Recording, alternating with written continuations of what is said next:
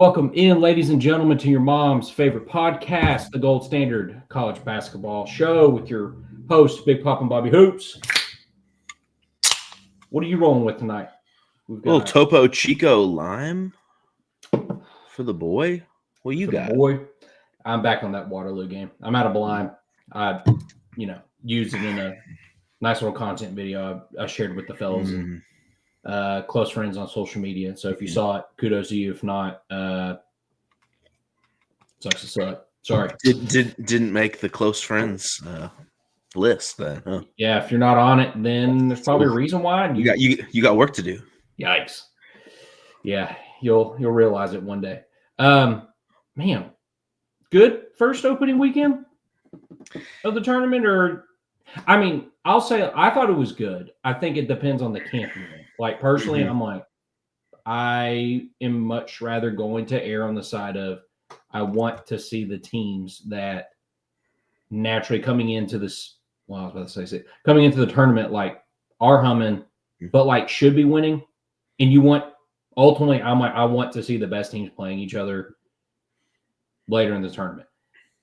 I'm great with one, if not two games where a Cinderella, 11 something top seed makes it past a team that was like, oh, you shouldn't be out here.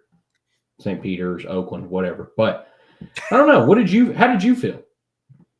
I felt I just love this tournament. It's just like I'm of the mind, I think similar to you, of like a little madness is great. So far we've really not had much. No like big crazy upsets. Only one big buzzer beater. Shout out my Terps. Shout out Terps. Shout out Derek Queen. Derek Queen, baby. Shout out my Terps. Hey, did he walk? I mean, maybe, but who cares? It doesn't matter. Who cares? You ain't gonna call that. You ain't calling. Who cares? That. They ain't calling. If he did, I'm not. Yeah. Yeah. To me, the people who, if I'm a Colorado State fan, yeah, he walked. Sure, 100%. Absolutely, he walked. But if I'm not a Colorado State fan and I'm arguing that he did walk on that glorious play, you're just kind of a loser. I'm sorry, you're just kind of a loser. Like, you don't get this. Like, that was awesome. If you're not a Colorado State fan, you should think that was awesome.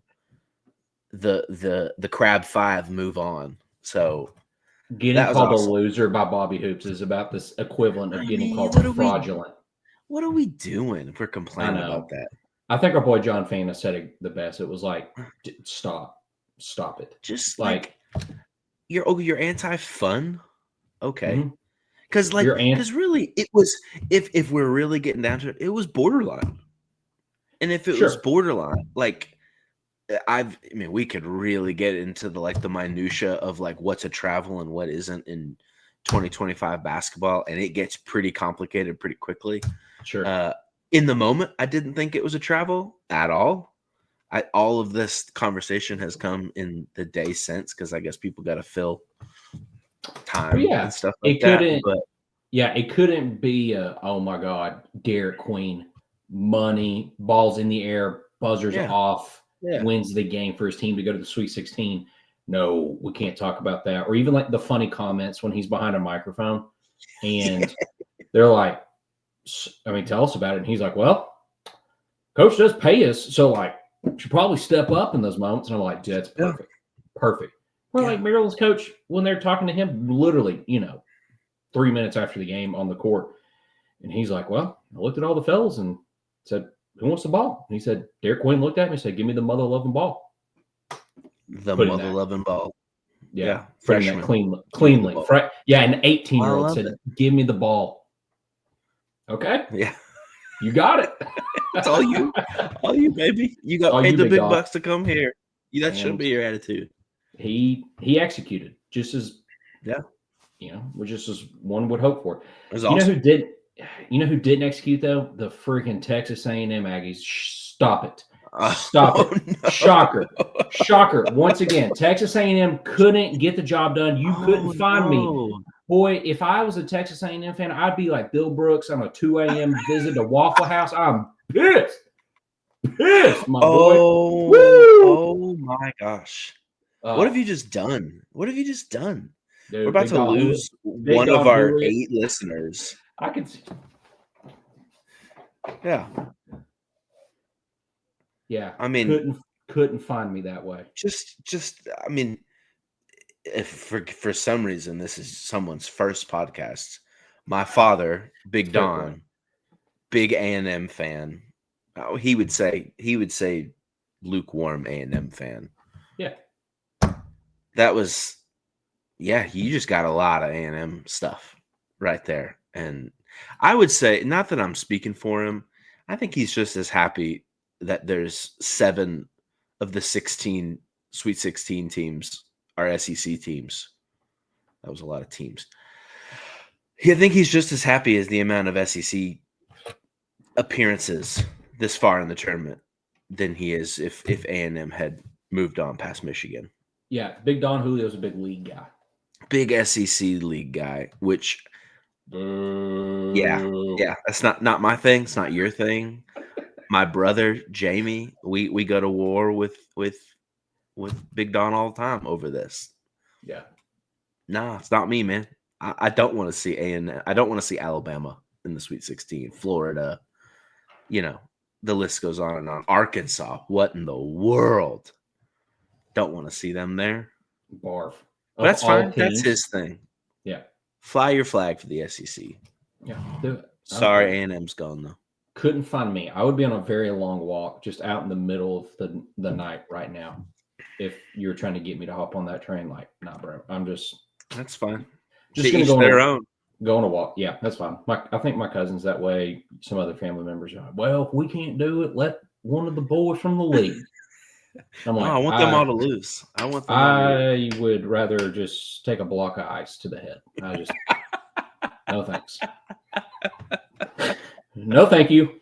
Hey, I do want to give a quick shout out before we dive in because 2 things have been brought up. First off, have you checked the league standings for the Gold Standard bracket challenge?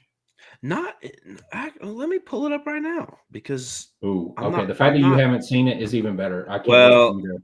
It's because Shout out to Aaron Logan who held reign until. Yeah, who was it? Dee Dee's in first now. Dee's in first. Our wives not that this is a shock to anybody, but our wives are smarter than us. Oh yeah. You know what the funny thing is? Dee, for the first time in her life, I referred to her as a ball knower when we were at all weekend. Me too. We were at Monterey the other night, and I said that, and she just kind of looked at me, which I quickly was like, "It's a basketball reference," but it was just so funny in the moment that she's like, what are you talking about?" And I was like, "Oh, I'm trying to compliment you. Say ball." So I don't. Maybe she knows more about basketball than I do. It's incredible.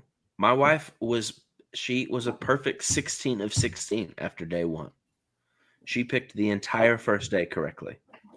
And even through the first few games of the Friday games, she was I think she ended up being like the first 18 of 18 or 19 of 9. It was unbelievable. It's crazy. I think I was in second. Gals no ball. Gals no ball. I think I was in second, if not last place, probably midway through Thursday. Yeah, your champion is gone. You picked St. John's, which also actually, that was so bad, dude. St. John's, that was horrendous, and I missed a good chunk of the first half doing some back and forth driving around town. So eventually, second half, I'm just playing it, streaming it through my car audio. And I mean, it was almost like you could tell, the announcers who are trying to basically story tell and keep you in line of literally, here's what's happening. And I mean, you could even tell in their voices this is an offensive cluster. Terrible. Yeah. I mean, if you love defense, and you nerd out that, great. That would have been the exact game that you watch. But I hate even like thinking about it, but like when Richard Johnson makes a point about like basketball is predicated on scoring points, those are the moments where I'm like, if you don't love basketball, then that could have been unbearable and would have been completely understandable if you were like, I can't watch this. This is terrible. Like, just tell me what the stories in the game is. Yeah. Sloppy. Yeah. If people want to talk about when college basketball is unwatchable, so to speak, you could point to a game like that. And of course, it's the second round of the NCAA tournament. Yeah. Of a 2 and a 10 seed. Thankfully, though, you could have pointed to a lot of the other games in the second round that were pretty good and pretty close and fun. Yeah, there are a lot better games than that one. Florida and UConn, that ended up being pretty good. At one point, I was like, I think I started to contemplate in my head. I was like, if UConn wins this, are they going to three-peat? Which, they would have to make it through an entire second weekend. But I was like, it just Danny, UConn. What if they do it? And then kudos to Florida. They did the dang thing. Dude. I mean, and so far it's like this is when people were looking at this bracket from the start, they were talking about right now Florida's probably the best team in the country. They also probably have the hardest road to get to the Final Four of all the other like 1 seeds, and so far that's shaping up to be true. UConn gave them. In some ways, you look at the stats, UConn should have probably won that game. They went cold in the last few minutes. I think it was something like they scored 4 points off of 12 turnovers. Like they're getting can't box out, can't get a rebound down the stretch. They probably should have had it. Yeah, they all somehow magically got baby hands in the last 3.5 minutes, and so many clips and highlights of. It's like the same 3 guys just can't catch a rebound off of a missed free throw. Yeah. And it's you can make that argument. You can also say like Walter Clayton Jr.'s insane. Mm-hmm. Like had moments where it's like I'm watching like Jamal Murray or like even shades of Steph, like the ability he has to shoot off the dribble and just make these just back-breaking shots. If you're the other team, dude is so special. And Florida's great rebounding. And it's, you could definitely say, yeah, UConn should have won. But also you could say that Florida just took it because they're that dang good. Which led to the, fun stuff that happened post-game with our boy Dan Hurley. Yeah. So why don't you recap us real quick? What did happen, Hoops? Because there was like a couple videos that surfaced online as our boy Danny was just walking off the court. And I don't the timeline of events. I'm not entirely confident in. I do know at one point there was some like the duality of man jokes being made for Dan Hurley because it might have been his post-game press conference. He was talking about how we can be proud as a team that we went out with class. I'm paraphrasing a little. And so then, UConn, we went out with class, and then cut to UConn leaving the court. Like they are leaving the arena, passing by the Baylor team who are about to play. They were about to come out and play Duke in the next game. And Dan Hurley is going off saying, Baylor, I hope the refs don't F you like they F'd us. I hope they don't F you like they F'd us. And it was just like, if that does not sum up the Dan Hurley experience this year, like of just the most whiny, crybaby, can't take accountability, not holding your team accountable, tossing the blame elsewhere, always blaming the refs.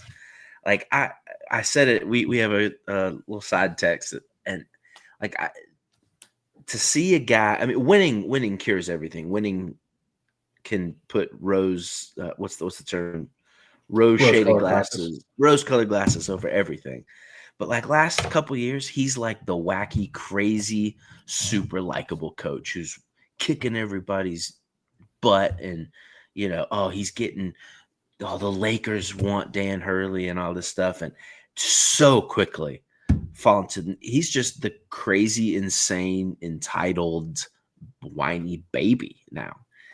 And I say all that to then say, I love it. I love it. I love you need a heel. You need it. It's pro wrestling. It's like, I love to hate that guy.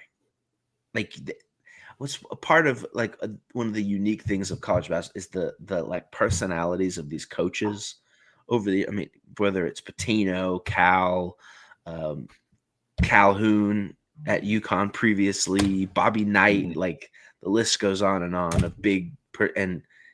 And Dan Hurley is like the reigning champion of just like, oh, that guy. He's done it again, and I hate it, but I love it.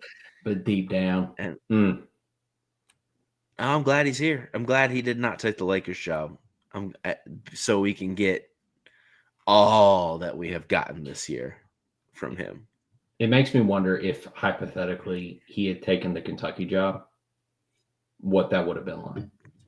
Because, well, this kind of gets me at least a little bit into my point, at least with Dan. So for those I don't know if anybody's ever heard of Mark Titus. Mark Titus works for Barstool Sports, runs a college basketball podcast. Mark played college basketball at Ohio State for a couple of years, and there was this clip that we had shared with each other, and I thought it was like an interesting point because Mark, in summary, is on air, and he's basically like, okay, what am I supposed to do with Dan Hurley?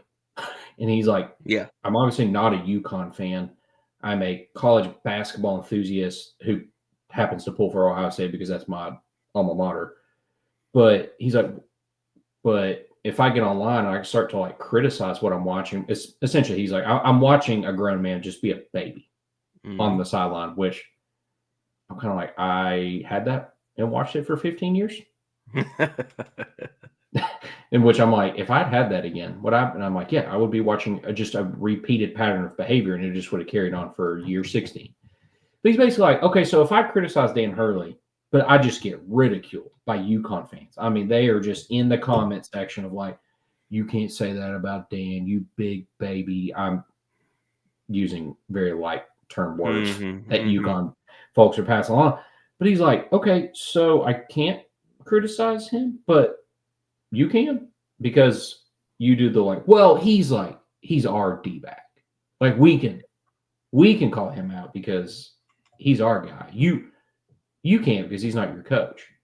So I thought it was an interesting topic. I don't know what you think about all that personally, but I mean, I don't know what it's like to have to be the fan of a team that has a coach win back-to-back championships for me. So I'd probably feel a sense of like, that's my, better or worse, that's my guy. And, I'd probably feel a sense of that too. Even if I hope I would have the wherewithal to be like, he's kind of acting like a baby right now, blaming the refs, blaming the midseason tournament that he's, blaming everybody else but himself and the team for not getting the job done. So there's a part of me that kind of feels like, if I was a UConn guy, I'd maybe be a little defensive, but like, sure. Nah, right now, you just gotta take it. You gotta take it. You were on top for 2 years. You had a really disappointing season, and you got knocked out in the second round. And all right, take your lumps. It's time. You got to ride high for 2 years in a row. Not many teams get to say that. So no, shut up. It's just time to take your lumps and move on. You'll be great again next year, I'm sure. Yeah, you'll be fine. You'll get portal season through. You'll get a couple high school kids, and you'll be back. Right? And it was very fascinating because I was like, yeah, I could see your point. Oh man, we were close. If he had not taken that offer, I would be sitting here. I guess, if I'm honest, probably sitting here trying to defend him. Like, no, no, Sure. no, he's right. But also, I think I'd probably get sick of it because of what I experienced for 15 years. Sure. Well, and As I think too, like the fact that he's still at UConn gives him more like leash to behave this way and it be Hmm. semi okay. At least in term if you're a UConn person or a UConn booster or whatever, because like he just won us 2 champions. If he came to Kentucky and he's acting that way, you're like, okay, what have you done for me? Mhm. You've nothing. Anywhere else he's doing this, it probably doesn't go over it doesn't go over well now.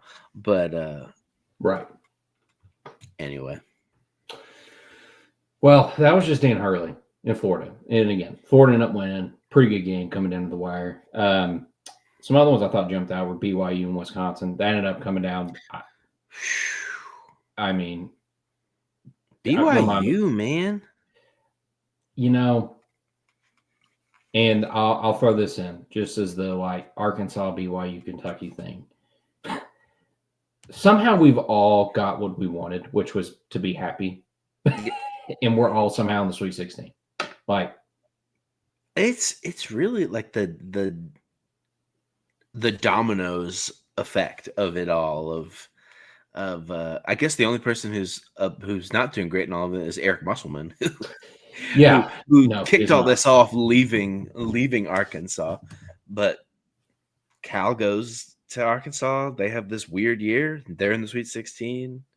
Mark Pope goes from BYU to Kentucky. Y'all have I think you would say a good year, but kind of an up and down year in terms of all the injuries you had to get through. You're sitting in the Sweet 16. BYU what's the shoot? I can't think of the coach's name that they got from Kevin Young. Yeah, he came from the Suns. He was an assistant. That's right, the Phoenix Suns. And here they are. They retooled. They're back in. They're in the Sweet 16. And what a weird, strangely positive result to all this weird domino falling. What did it do in you seeing Calipari knock off Rick Pitino, find his way back to the Sweet 16? Yeah. So when that got propped up to me, not that directly and kindly, but more like, hey, you okay? I immediately was like, he deserves. I remember saying basically like, I'm gonna back off. He deserves an objective answer and not what I felt in that moment, which was, I'm pissed off. This is BS.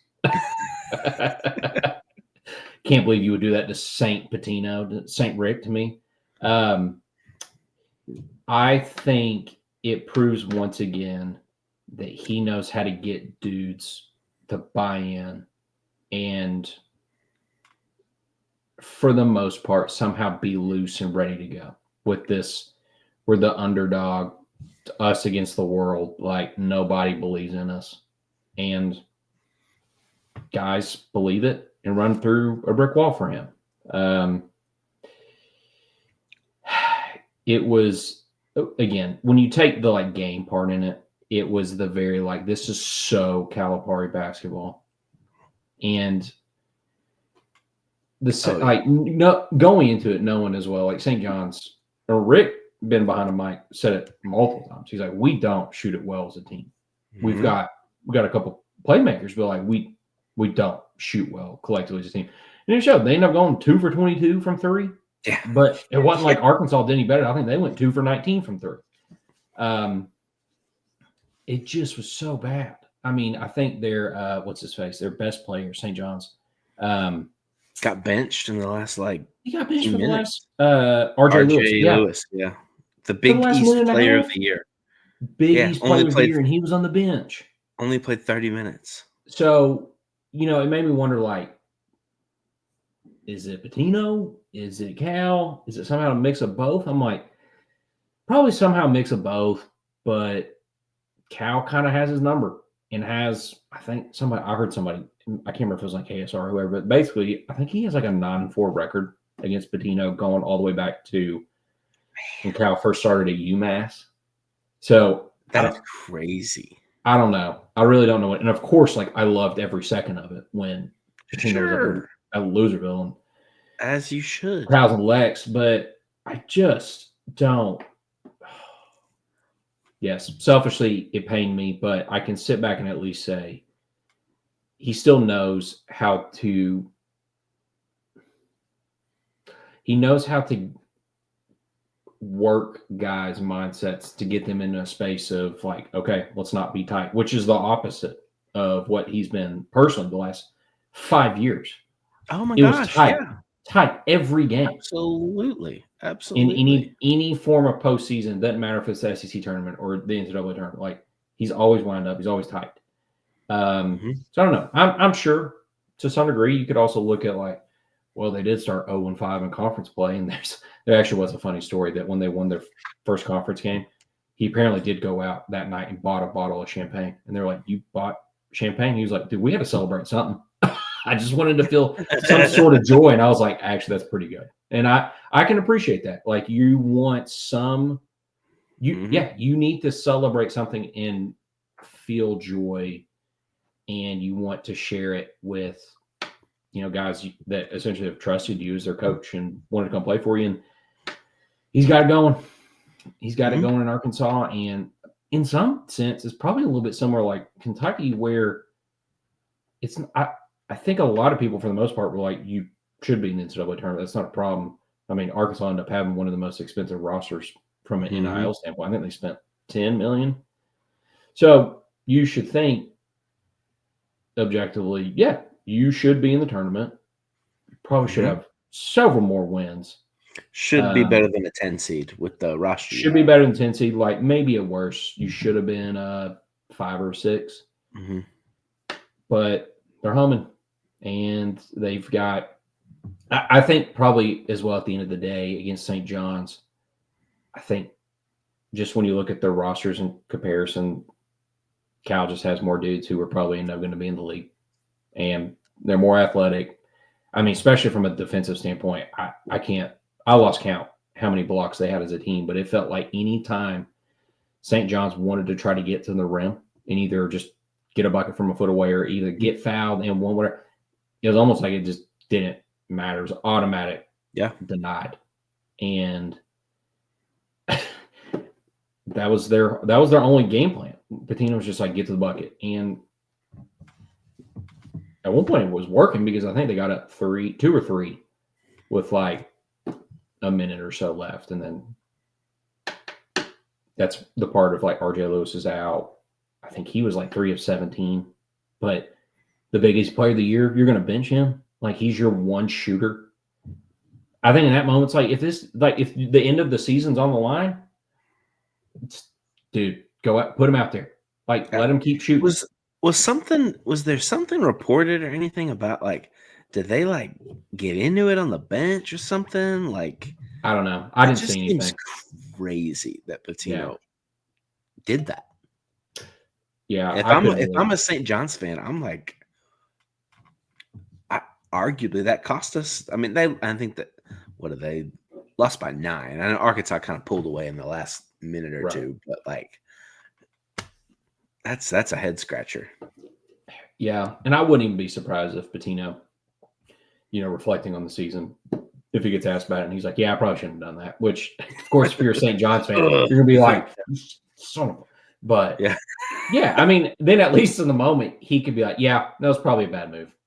Yeah. And like I regret it, and I could appreciate that from a humility standpoint, but it would eat at me for sure as a St. John's fan. Of course you regret it now. So I don't know. I don't even know if that answers your question. I know the whole point. I just rambled about Arkansas.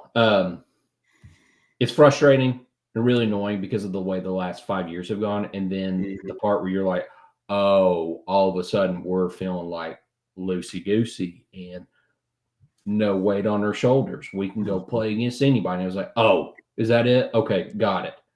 And I have no problem with like Ellen, his his kids or anything. I did hope this doesn't make it across the airwaves.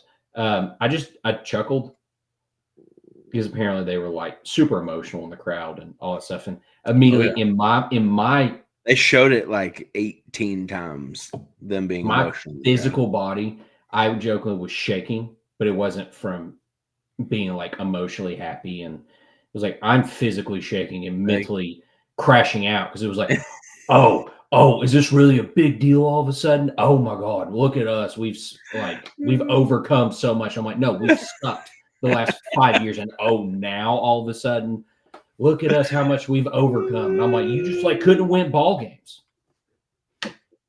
You don't ever forget, everybody. He had Reed and Rob come off the bench. The number 3 and 7 draft picks last year, but whatever. Yeah. Man, you've overcome so much. Got it. Sure. Okay. Oh yeah. Be happy. Hey, I know there's bozos be happy for your guy. Yeah. I know there have been a lot of people who have said a lot of nasty things. Couldn't be. Couldn't. On the internet, whatever, and attacking Cal's family, which of course is too much. We don't endorse that. No, we do not. They're just kids.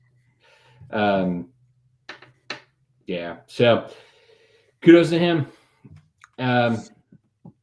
He's in some way he's still got it. Of course now I'm like, can you go do it against Texas Tech? Personally, I'll be rooting and praying for the downfall once again. I'll be lighting an extra candle for that whole situation. Guns up. Guns up. I hope Red Raiders run them off the court and beat them by 75 points. Ultimately, just because I think Texas Tech's better offensively when it comes to just executing. And then you're really hoping that Arkansas just plays out in their mind. I'm like, I think they're just still going to average and shoot anywhere between 60 to 70 points. Mm-hmm. That's consistently who they are. They got the talent, so there's a part of me that's like, if they won this game, yeah, maybe I wouldn't. I'm not going to be surprised, but Texas Tech ought to beat them. I think I saw they're favored by like 6.5, 7.5, something like that, which feels about right. Yeah. I wouldn't be surprised if it was a close game coming down to the last 2 minutes. Any game in the Sweet 16 going forward, it's like, yeah, these should be close games. Yeah. You've got all of the good teams left. Yeah. I'm looking at the score sheet over here. Georgia, I was shocked that they even got off the bus that game against Gonzaga. That was fun. Dang, Loserville lost an hour and a half away from their arena. Shucks. You got all that red in Lexington. You still couldn't do it. Dang. I guess shout out to the University of Drake. It was kind of interesting to talk to Big Bill. He was more so sending screenshots of our boy Sammy Reeser just not having a good day for their Missouri Tigers. So also really, really sad for my Bayou Bandits. That is, and the Montana Grizzbillies. That one I probably should have seen coming for the Grizzbillies, but I was like, maybe one time I for the one time. It. You had to plant your flag somewhere, and planted it in Montana. My cousin immediately texted me after he listened to the episode. He's like, "You are an idiot." He's like, "Well, you're my idiot." Like, That's right. Shoot. Other than that, all the other games were pretty much chalk. There wasn't. Bama kind of got a scare. Maybe if you're a Bama fan, you weren't really worried about it, but like Robert Morris, that first game kind of made you sweat a little bit. It was tight. It was.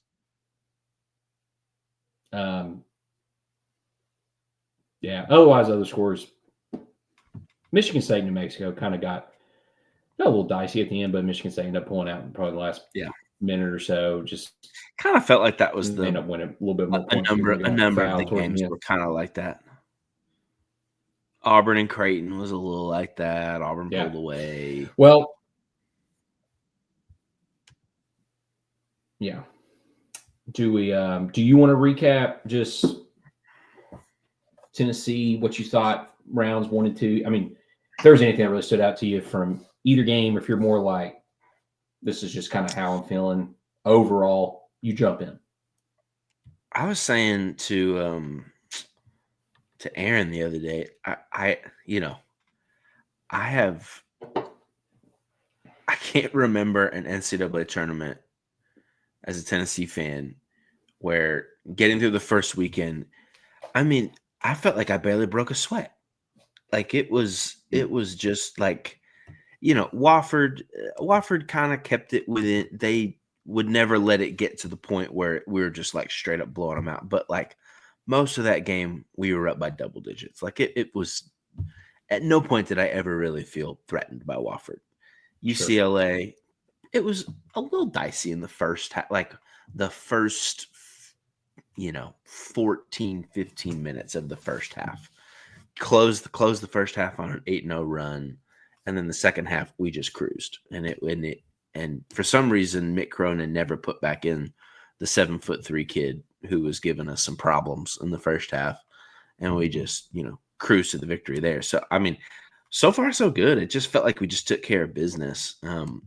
The main thing that has stuck out to me, I guess, in these comfortable wins, and even kind of going back to the SEC tournament, I was talking with our boy T Cox. He and I were texting last night. This guy on VolQuest posted this like novella about like this tweak that Barnes has made to our offense, which like you'd have to be like a real like X's and O's sicko to like have, I think, to have picked up on. I mean, in hindsight, I can see what they're talking about, but basically the offense that Barnes has always run for us, that worked probably to its highest level, was with the Grant Admiral teams. And basically I'm not smart enough on the X's and O's to like really break it down, but the whole idea is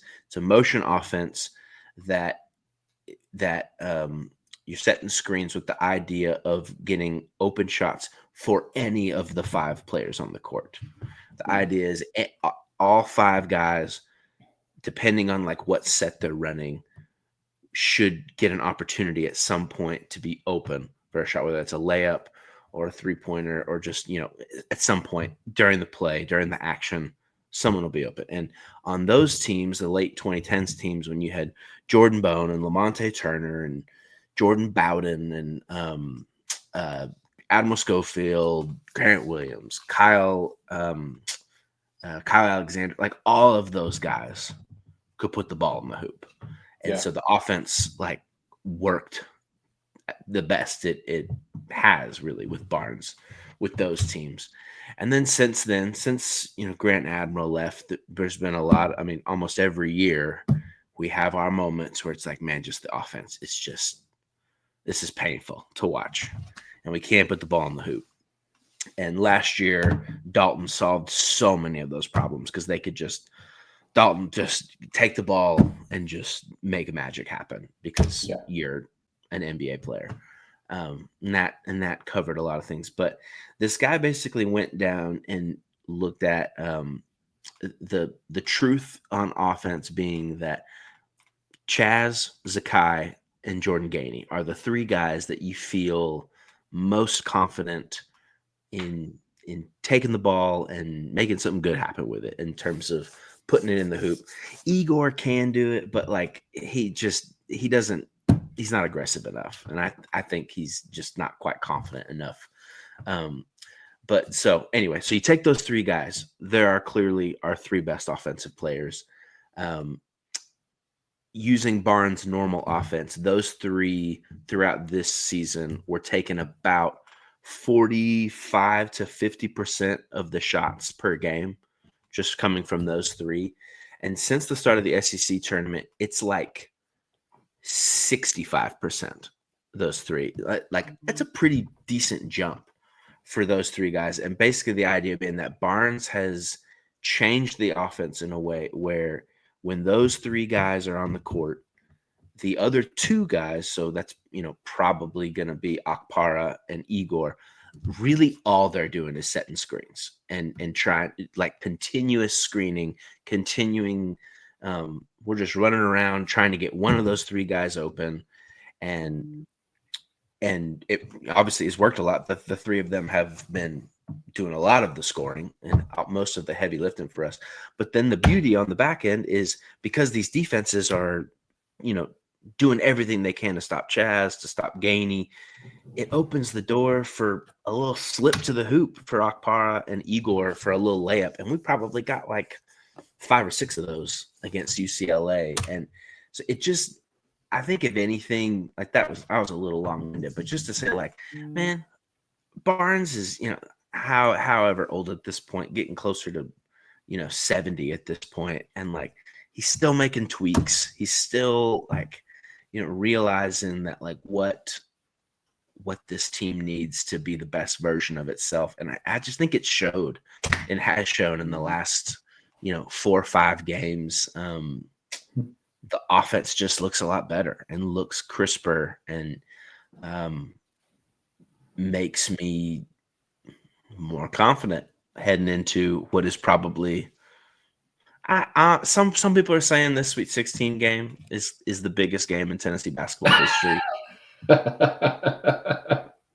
I see the argument. I'm not ready to, it's up there. I'll say it's up there. But like I'm going into this game versus Kentucky, and I'll throw it back to you. You could talk about where Kentucky's been before we talk about this game. But I feel as confident as I could going. It'll be a tough game. I think Tennessee's favored by like 4.5, but like it's the way they've played has made me. Yeah, I'm as confident as I can be. Sure. Yeah, I truthfully, in my bracket, if anybody happened to peek at it, I didn't have the Cats past the second round. As I had like said to you and plenty of others, I was like, just go ahead and get the helicopter ready because Lamont's going to get hit in some fashion, whether it lands on the ground incorrectly or is trying to like fight through a screen playing defense and just takes some other dude's shoulder to it and he's done. And you got flying back to Lexington to get x-rays or whatever. And that I'm just like, if you don't have a true point guard who's point guard 1, well, you're immediately moving to point guard 4 and 5. Yeah. And point guard 4 and 5 that's Travis Perry, who's a true freshman from Kentucky, who's built to offer you 8 to 12 spot minutes at most, if you even really need him, which, to be honest, at this point, I'm kind of like, I say just sit Travis and play Trent Noah, personally. But that would be him, or Colin Chandler, who actually has started to come out of his shell, very much looking like a Utah Gatorade Player of the Year before he went on his 2-year mission. And now he's coming back, technically a freshman. So when those are your 2 guys who you can't go to second and third string because they're both injured and out for the rest of the season, that can make you pretty clammy and wondering like who's going to drive our offense. If you're the straw that stirs the drink, then like we haven't really been stirring the drink a whole lot this year because the other 3 guys have been doing that heavy lifting. Now they're all hurt.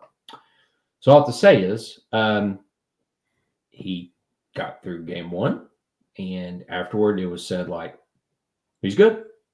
Apparently he's playing with a different shoulder brace that's actually lighter. They're saying like these are good signs that he's learning how to protect himself and not do like unnecessary plays where like, hey, for him personally, do you need to go dive for a loose ball on the floor? Probably not.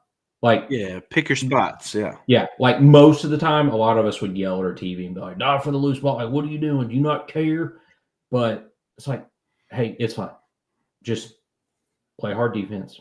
And if you get a steal, great. But like, you don't need to sacrifice yourself. Like we need you for the rest of the game. So apparently he's doing those things. And those are great. But it also just helps get us in a rhythm and initiates offense. Like it naturally needs to flow when we're trying to run I mean, Pope's joke is like these dudes are running multiple miles like per possession. What it feels like based on motion offense, and a lot of it is drop handoff, off ball screen or pick and roll offense, whatever it is. But a lot of it is just they are looking to get a lot of cuts and a lot of zoom action, and makes defenses super tired because it's not usually the first or second guy coming off the screen that's going to get the ball. It's usually the third or fourth guy. And that the first guy could be the third guy coming off of a screen. It could end up being a corner pocket three because you're not paying attention, or back door, and you got lost on it. So it's good in that sense to see it working. It was nice to see the rotation really slim down, if I'm honest. Yes, I want to see guys like get breaks and be intentional about when you take them out, but also need our starters to be playing like 28 to 30 so minutes. Yeah. You want your best players in at the end of the game. So I'm like, oh, pretty impressive. Like, see that in game one. Okay, can we do it against Illinois, who's got arguably 3 NBA guys on their team, and those guys still played just fine, double digits, but you made it work. And I guess to Illinois fans' credits, they were like Illinois. They apparently were like the epitome of we can look like world beaters one game, and then we look like a freshman basketball team the next day. Yep. And I think we somehow got a little bit of both of that, little teetering towards the freshman basketball side of things. So, Hey, I was like, fine with me. In the tournament, I don't really care. Yeah, man, I will say, admittedly, because of everything I've already yapped about, with the Cal stuff, I feel pretty great about Friday night. But I just didn't anticipate them making it past round 2, given all of the injuries that were essentially all rolling out the nursing home staff, and just hoping guys are feeling okay. Find out that like Amari Williams has a back injury, which I was like, oh, of course he does. Perfect. Happened at practice the day before. And I'm like, what are we doing? Why are we still getting hurt? And it's the NCAA tournament. I think my man went like 1 for 7 from half-footer bunny layups. In game 1, so against Troy. And thankfully, Troy just stinks, and they were definitely in that camp of like, hey, we're just glad to be here. If we win, great. If not, we're going to go back to the Waffle House. Like, we're not upset. So, man, but like Friday night, I'll hit a shot, maybe get a high noon to run it back with, and it'll be good.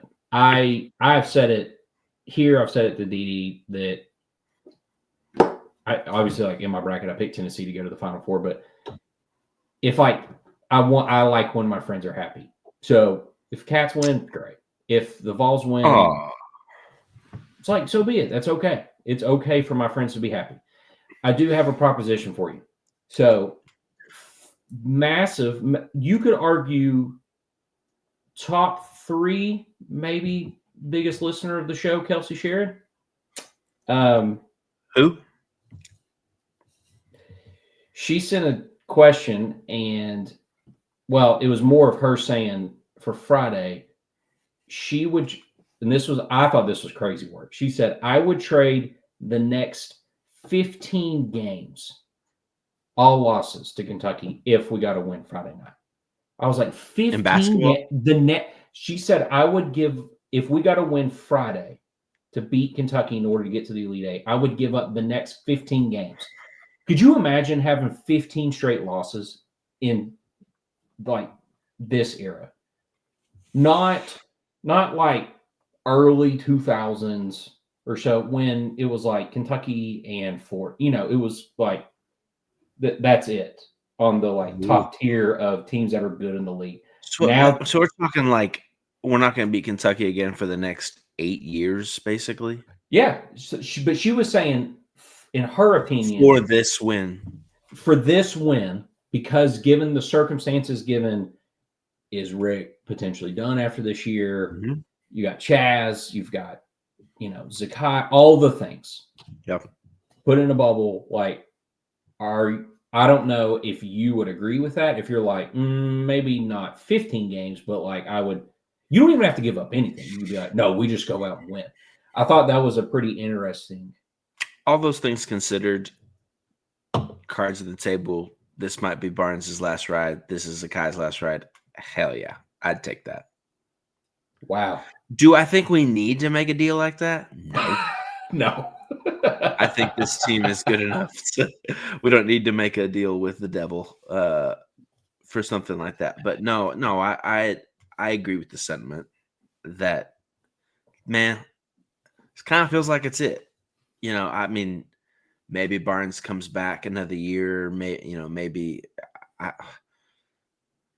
doesn't really feel that way. It kind of feels like this is it. It feels like it's the end of an era. So, like, yeah, man, let's go.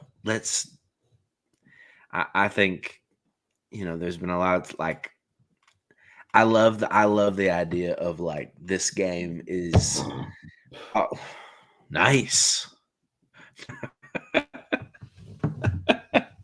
I love the fact that this game is like all or nothing, all the joy, well, even more than nothing, all the pain if it's over, because it's like, not only is this sweet ride probably over, but you've lost to Kentucky. Kentucky's the one that does it, and this is your third loss this year to Kentucky. sure. You probably should have won at least one of the two. But then if you win, how much greater is that win? To beat your biggest rival in basketball, who's mostly beaten you throughout the history of the rivalry. Kind of crazy the amount of games that Tennessee and Kentucky have played in basketball over the years. Not once in the NCAA tournament. Yeah, it's pretty wild. They've been in places like Indy several times together in the last, over the last decade. I think 14. They technically could have met up. I think Tennessee may have lost in the Sweet 16 or so. I can't remember. Yeah, it was like Kentucky beat Louisville and Michigan with the Aaron Harrison stuff. I don't remember if that was the Tennessee and Michigan. Because Tennessee lost to Michigan in Sweet 16. Yeah, so that would have been had Tennessee beat Michigan. Yeah.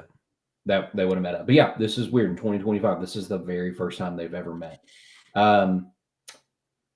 This is my last question on this. And obviously it's a little bit different for me for like the history, the context of like Kentucky's basketball program. I saw this one time. I think it was Austin Brown on Twitter. It had gotten shared, and is basically like, whoever's team wins, the opposite is going to feel like they got hit by a train. Do you feel that way, or are you more like it would suck, but I'm not going to like go crash out over it?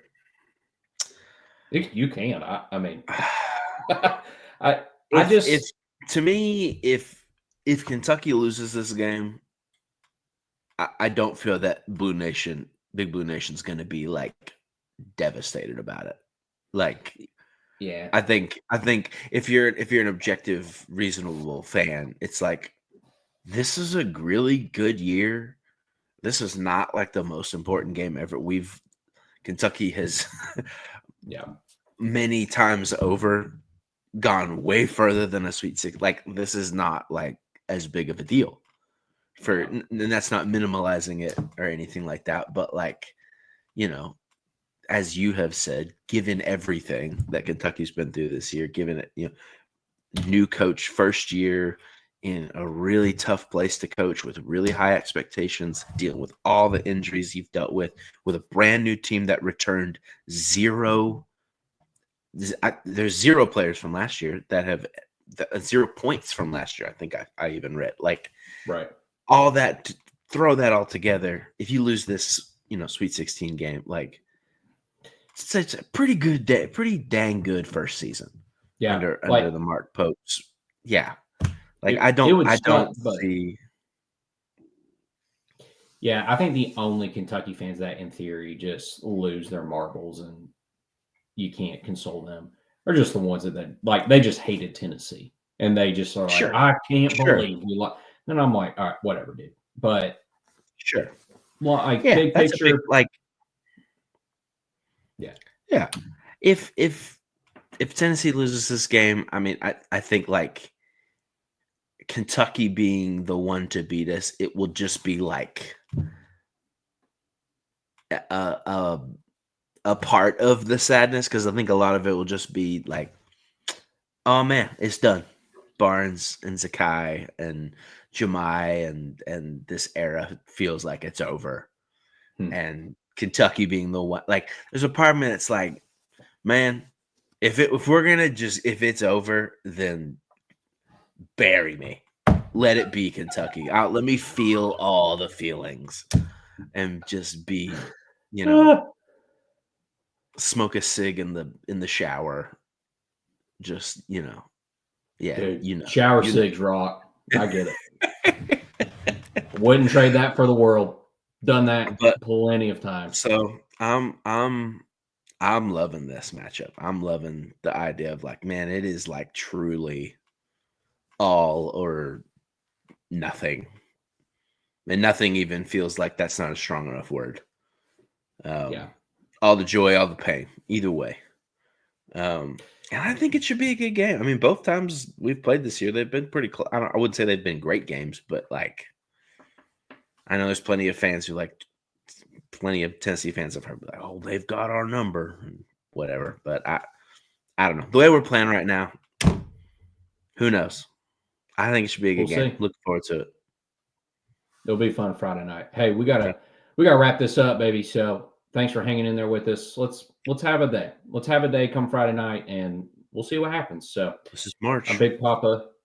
Bobby Bobby Hoops. Hoops. See you, gang.